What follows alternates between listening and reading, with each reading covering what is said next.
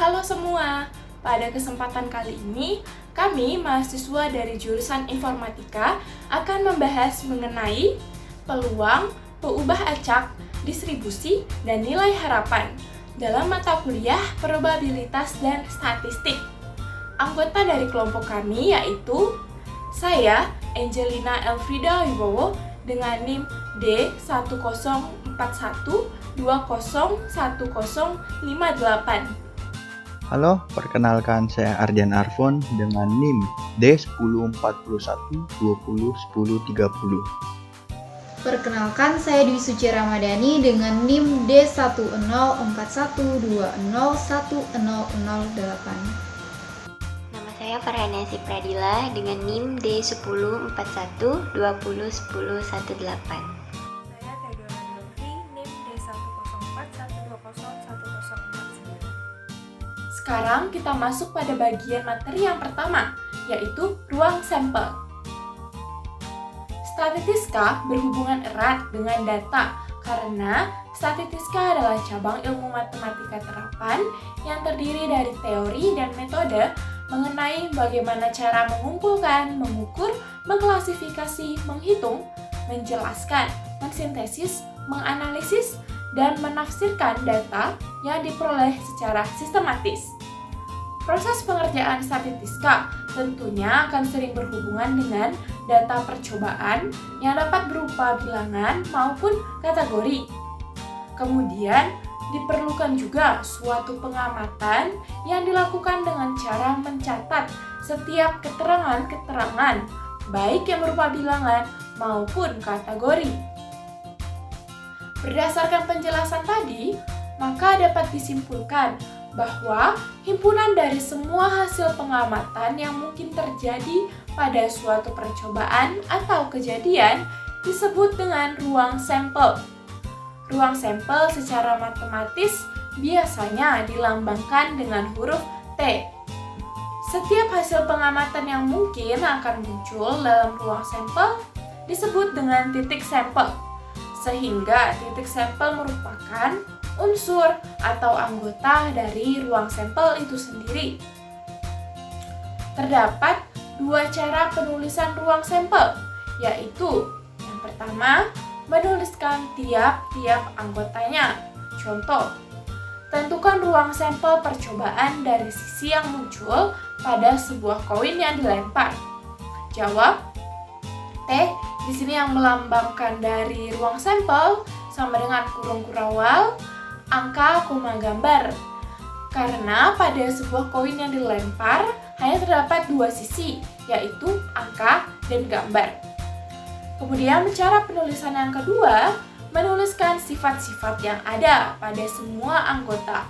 Contoh, tuliskan ruang sampel percobaan dari angka yang muncul pada tanggal di bulan Januari. Jawab seperti biasa di T, ruang sampel sama dengan kurung kurawal. X merupakan bilangan bulat, kemudian 1 kurang dari sama dengan X, kemudian kurang dari sama dengan 31. Ini dikarenakan pada bulan Januari dimulai dengan tanggal 1 dan diakhiri dengan tanggal 31. Sekarang kita masuk pada bagian materi kedua, yaitu kejadian. Kejadian adalah himpunan bagian dari ruang sampel. Contoh, diketahui ruang sampel percobaan angka yang muncul pada tanggal di bulan Januari. Kejadian A adalah tanggal di bulan Januari dengan angka kurang dari 20. Maka diketahui T ruang sampelnya itu X merupakan bilangan bulat, kemudian 1 kurang dari sama dengan X, kurang dari X kurang dari sama dengan 31. Nah, A di sini adalah namanya kejadian A. Sama dengan X merupakan bilangan bulat. Setelah itu 1 kurang dari sama dengan X, X kurang dari 20. Ini kurang dari karena pada soal tertera bulan Januari dengan angka kurang dari 20. Nah, di sini angka 1 sampai 20 itu masih merupakan himpunan bagian dari ruang sampel, yaitu angka 1 sampai 31. Terdapat beberapa operasi hitungan. Yang pertama, komplement. Komplement dari suatu kejadian A terhadap T atau AC, A komplement, adalah himpunan semua elemen atau unsur dari T yang tidak termasuk di himpunan A. Contoh, di sini diketahui T ruang sampelnya itu bilangan ganjil kurang dari 20. Kemudian himpunan A-nya terdiri dari 1, 3, 5, 7, 9. Maka A komplementnya sesuai dengan pengertian tadi, semua elemen atau unsur dari T yang tidak termasuk di himpunan A. Berarti kita cari mana sih bilangan ganjil kurang dari 20 yang selain dari himpunan dalam A ini. Maka jawabannya adalah 11, 13, 15, 17, dan 19. Operasi hitungan yang kedua, irisan dari dua kejadian A dan B adalah himpunan dari semua anggota himpunan A dan B yang sama. Ya, yang sama. Contoh soal, himpunan A terdiri dari A, B, C, D, E. Himpunan B, A, C, E, G, I.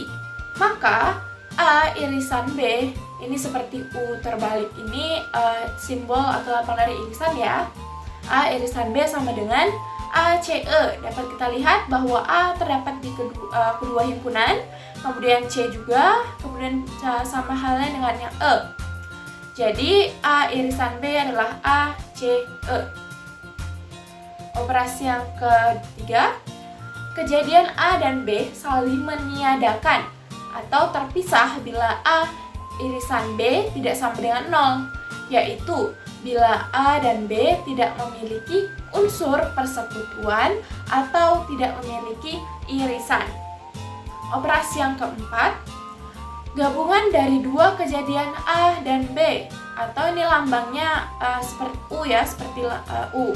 A gabung B adalah kejadian yang mengandung semua unsur yang termasuk A atau B atau keduanya.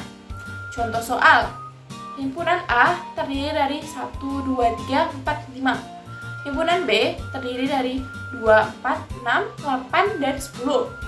Maka A gabung B sama dengan, dapat kita lihat di sini, kita gabungkan saja di kedua himpunan ini. 1, 2, 3, 4, kemudian 5, 6, 8, dan 10. Meskipun di sini terdapat 2, di A ada 2 dan B juga ada 2, dalam penulisan A gabung B-nya cukup dituliskan sekali saja, sekali penulisan. Maka jawabannya A gabung B adalah 1, 2, 3, 4, 5, 6, 8, dan 10. Baik, sekian pembahasan mengenai ruang sampel dan kejadian. Lanjut ke materi ketiga, yaitu menghitung titik sampel. Pada perhitungan titik sampel, kita memiliki 3 aturan, yaitu aturan pertama adalah aturan perkalian, di mana jika suatu operasi dapat dilakukan sebanyak N1 cara, dan operasi kedua dapat dilakukan sebanyak N2 cara, maka kedua operasi tersebut dapat dikerjakan bersamaan sebanyak N1 dikali N2 cara. Kemudian aturan kedua, aturan perkalian kerampatan atau perkalian lanjutan, di mana jika suatu operasi dapat dilakukan sebanyak N1 cara dan operasi kedua dapat dikerjakan sebanyak N2 cara dan seterusnya, maka deret operasi tersebut dapat dikerjakan bersamaan sebanyak N1 dikali N2 sampai dengan dikali NK cara, di mana NK itu bernilai sebanyak operasi yang ada. Lanjut ke aturan ketiga, yaitu aturan permutasi, di mana permutasi adalah penyusunan kembali suatu kumpulan objek dalam urutan yang berbeda dari bentuk awalnya. Jumlah permutasi yang dapat dibentuk dari n benda yang berlainan adalah n faktorial. Jadi jika kita memiliki 5 benda, maka kita akan menghitung permutasinya dengan 5 faktorial. Lanjut, jumlah permutasi yang dapat dibentuk dari n benda yang berlainan bila benda tersebut diambil secara bersamaan adalah permutasi nr sama dengan n faktorial dibagi n dikurang r kemudian difaktorialkan, di mana n adalah banyaknya benda dan r adalah banyaknya benda yang diambil. Jadi di sini saya akan membahas tentang peluang suatu kejadian, di mana nanti ada 3 macam jenis yang akan saya bahas. Di mana yang pertama itu adalah probabilitas atau sering juga disebut dengan suatu peluang. Kemudian peluang suatu kejadian dalam peluang yang bersyarat. Kemudian peristiwa saling bebas atau biasa disebut juga dengan independen. Nah, kita langsung saja ke pembahasan yang pertama, yaitu probabilitas. Nah, probabilitas. Probabilitas merupakan kemungkinan terjadinya suatu peristiwa atau kejadian. Nah, di sini jika dalam N peristiwa yang semuanya mempunyai kemungkinan yang sama untuk terjadi dan peristiwa A dapat terjadi K kali, maka peluang kejadian A dinyatakan dengan, ini merupakan rumus dari probabilitas ataupun suatu peluang, di mana peluang kejadian A itu sama dengan K ini merupakan banyak anggota dalam kejadian A dan N ini merupakan banyak anggota dalam himpunan ruang sampel. Nah, jika peluang tidak terjadinya A dinyatakan dengan peluang A C ini. Nah, untuk setiap peristiwa A berlaku 0 lebih kecil sama dengan peluang kejadian A lebih kecil sama dengan 1. Kemudian peluang sampelnya itu sama dengan 1 dan peluang tidak terjadinya A itu sama dengan 1 dikurang peluang kejadian A. Nah, kita lanjut ke contoh soalnya. Ini ada saya berikan satu contoh soal di mana sebuah dadu dilempar undi 1 kali. Peluang muncul angka bilangan prima adalah, nah ini cara penyelesaiannya di mana kita cari dulu ruang sampel dadunya, di mana simbolnya itu adalah N, saya beri di sini. Nah, ruang sampel dadunya itu adalah 1, 2, 3, 4, 5, dan 6 karena ini dilemparnya selama 1 kali. Nah, berarti itu ruang sampel dadunya itu sama dengan 6. Kemudian muncul angka prima, itu saya beri simbol K. Nah, dari ruang sampel dadu ini kita ambil muncul angka prima apa aja. Nah, di sini ada 2, 3, kemudian 5. Nah, jadi muncul angka primanya itu adalah 3.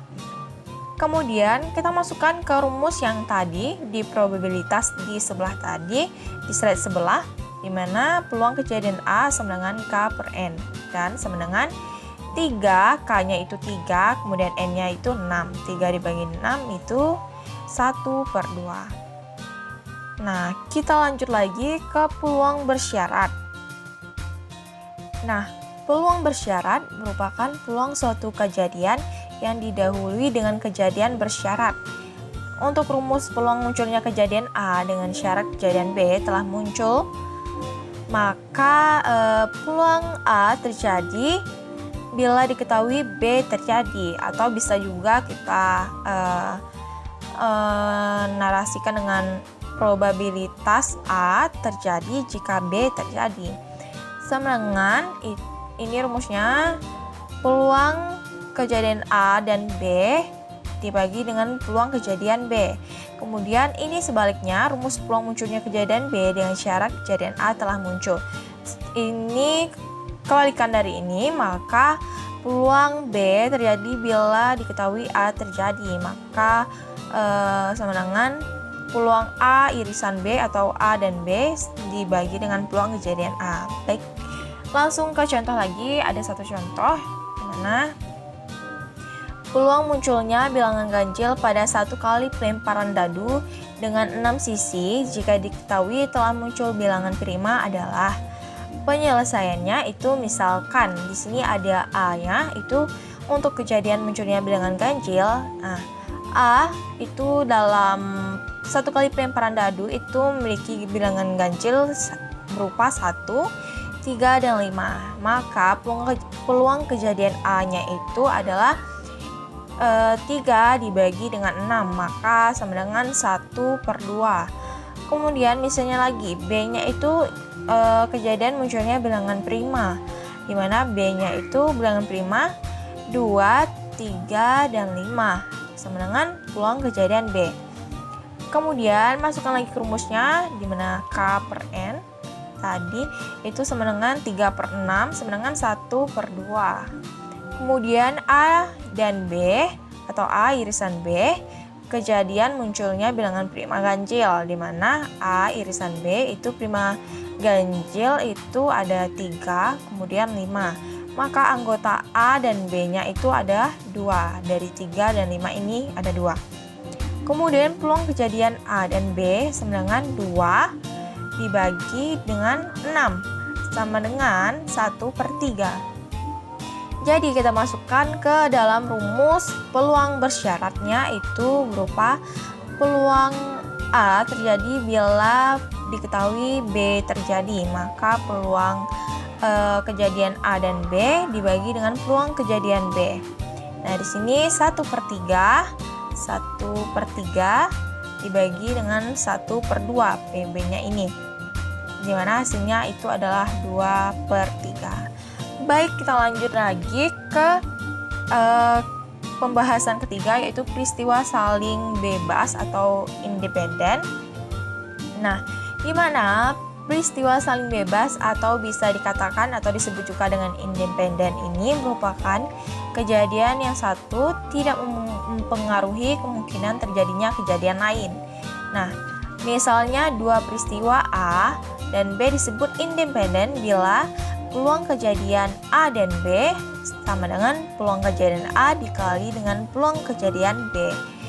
Nah, ini ada contoh, ini contoh sederhananya, yaitu ketika kita melempar koin 2 kali, hasil dari lemparan pertama tidak mempengaruhi hasil dari lemparan kedua, maupun itu misalnya berbentuk uang Rp500 atau itu bergambar.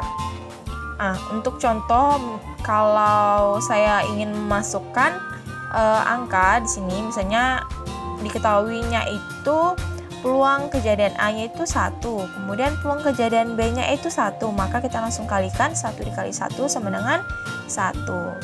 Materi bagian kelima yaitu peubah acak. Suatu variabel X adalah cara memberi harga angka pada setiap elemen dalam ruang sampel. Contohnya, suatu mata uang dilempar sebanyak 2 kali, berapa banyak variabel X angka yang akan muncul? Anggotanya adalah AA, AB, GA, dan GG.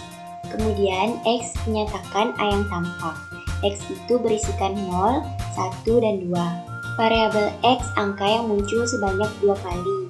Sedangkan X, AB, dan GA adalah banyak variabel X angka yang muncul sebanyak 1 kali. Terakhir, XGG adalah variabel angka yang tidak muncul sama sekali. Suatu variabel acak yang hanya dapat menjalani sebanyak berhingga harga-harga yang berbeda dinamakan variabel acak diskrit. Sedangkan variabel acak yang dapat menjalani harga dalam suatu interval dinamakan variabel acak kontinu. Variabel acak diskrit adalah deskripsi nilai-nilai numerik dari hasil-hasil percobaan dan menghubungkan keduanya, namun tidak mengambil seluruh nilai yang ada dalam sebuah interval. Nilai variabel acak diskrit merupakan bilangan bulat dan asli, tidak berbentuk pecahan. Dan jika digambarkan pada sebuah garis interval, variabel ini akan tampak seperti deretan titik-titik yang terpisah. Untuk distribusi probabilitasnya, variabel diskrit X didefinisikan dengan fungsi probabilitas dan dinotasikan sebagai Px.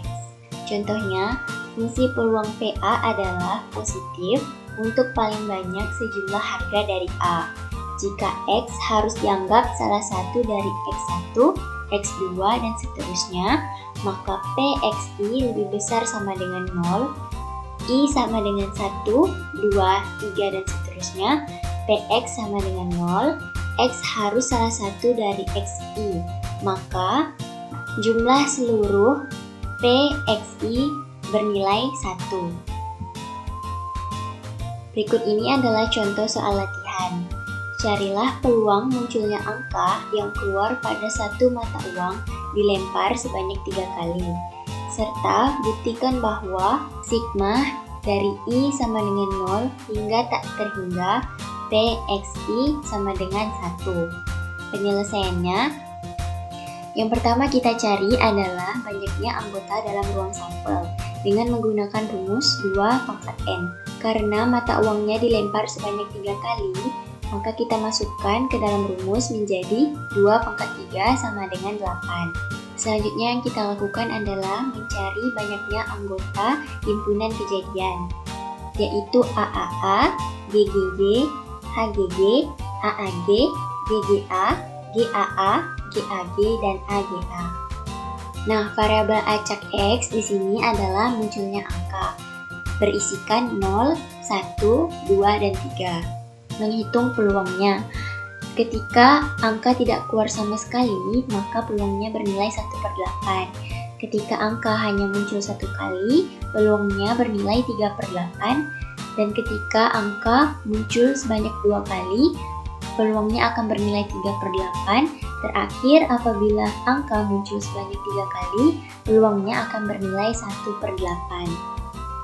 Nah, peluang munculnya angka yang keluar pada satu mata uang adalah kita menghitung jumlah peluang yang hanya muncul angkanya saja. Seperti di sini, 3/8 ditambah 3/8 ditambah 1/8 sama dengan 7/8. Jadi, peluang munculnya angka yang keluar pada satu mata uang dilempar sebanyak 3 kali adalah 7/8. Kemudian kita melakukan pembuktian. Kita buktikan dengan cara menjumlahkan seluruh peluang yang ada, yaitu 1/8 ditambah 3/8 ditambah 3/8 ditambah 1/8 sama dengan 8/8, yaitu 1. Jadi terbukti bahwa sigma dari I sama dengan 0 hingga tak terhingga PXI itu bernilai 1. Nah, materi berikutnya akan dilanjutkan oleh teman saya. Lanjut ke materi ke-6, distribusi. Distribusi dibagi menjadi 2, yaitu distribusi diskrit dan distribusi kontinu.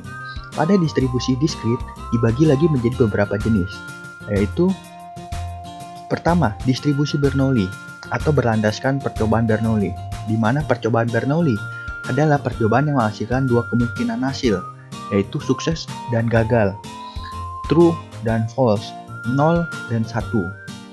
Kemudian yang kedua, ada distribusi binominal, di mana contoh kejadiannya adalah sebuah dadu dilempar 10 kali dan dihitung berapa jumlah muncul angka 4.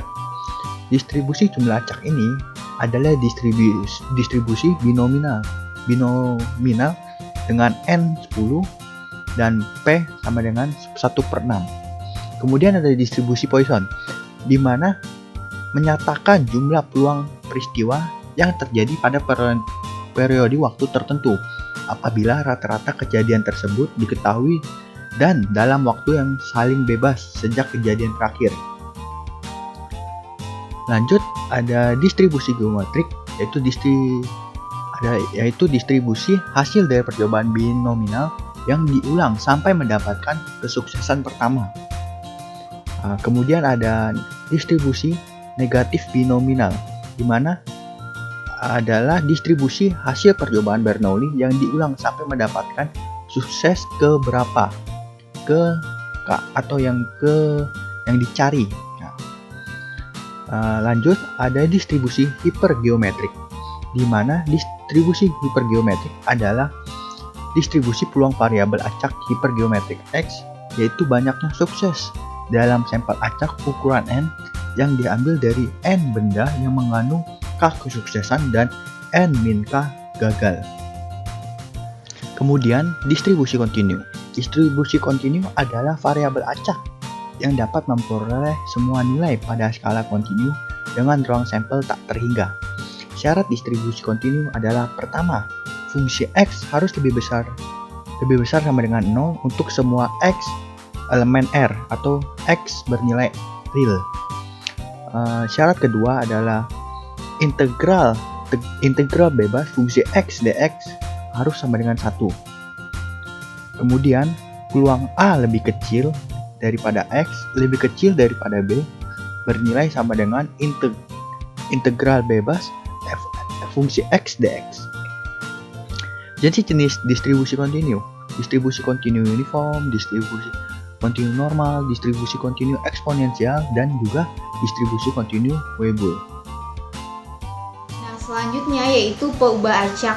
kontinu atau variabel acak kontinu. Peubah acak kontinu adalah peubah acak yang nilai-nilainya tak berhingga banyaknya atau berisi sederetan anggota yang banyaknya sebanyak titik dalam sebuah garis, disebutlah peubah acak kontinu. Ruang sampelnya mengandung titik sampel sebanyak titik pada sebuah garis. Selanjutnya, variabel acak disebut kontinu jika terdapat suatu fungsi f yang non-negatif dengan sifat untuk setiap himpunan bilangan real B berlaku, seperti sifat berikut ini. P dalam kurung X adalah suatu elemen himpunan B sama dengan integral dari B dari fx dx, di mana X-nya adalah suatu elemen himpunan dari min tak hingga sampai tak hingga. Kemudian fungsi fx disebut probability density function atau VDF dari variabel acak X. X harus diasumsikan suatu harga, maka F harus memenuhi sifat seperti berikut ini. P dalam kurung X adalah suatu elemen himpunan dari min tak hingga sampai tak hingga sama dengan integral dari min tak hingga sampai tak hingga dari fx dx sama dengan 1. Nah, kemudian ada latihan soal sedikit agar lebih mudah dipahami. Diketahui fungsi distribusi peluang kontinu adalah fx sama dengan kx kuadrat untuk 0 kurang dari x kurang dari 3 dan fx sama dengan 0 untuk x lainnya. Maka pertanyaannya, tentukan nilai K dan hitung peluang dari 1 kurang 2, 1 kurang dari x kurang dari 2. Penyelesaian untuk yang pertama, kita menggunakan sifat seperti ini. Nah, maka dapat diperoleh nilai K-nya yaitu seperti ini. Nah, kita perhatikan dari min tak hingga sampai tak hingga fx hanya bernilai tak 0 di interval 0 kurang dari x kurang dari 3. Maka integralnya itu adalah 0 sampai dengan 3. Dan fx-nya itu adalah kx kuadrat. Maka integral dari kx kuadrat adalah k per 3 x pangkat 3, kemudian kita substitusikan batas-batasnya. Nah, maka didapat 27 k per 3 sama dengan 1. 27 per 3 itu kita dapat 9, maka hasil dari nilai k-nya yaitu seperti ini. Nah, selanjutnya yaitu yang B. Kita menggunakan sifat yang ini.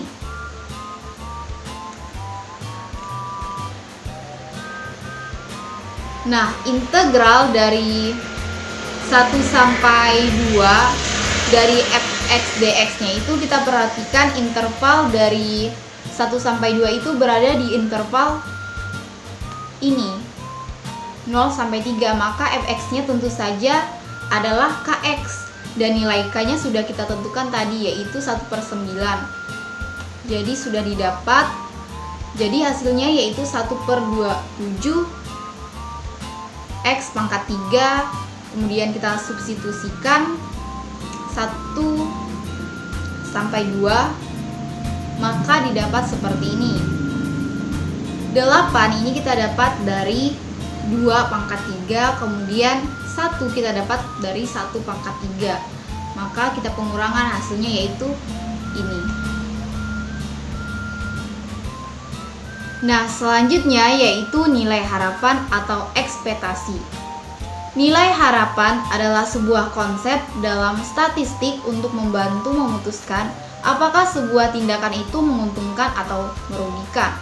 Jika X adalah variabel acak diskrit mempunyai fungsi peluang Px, maka nilai harapan X-nya seperti ini.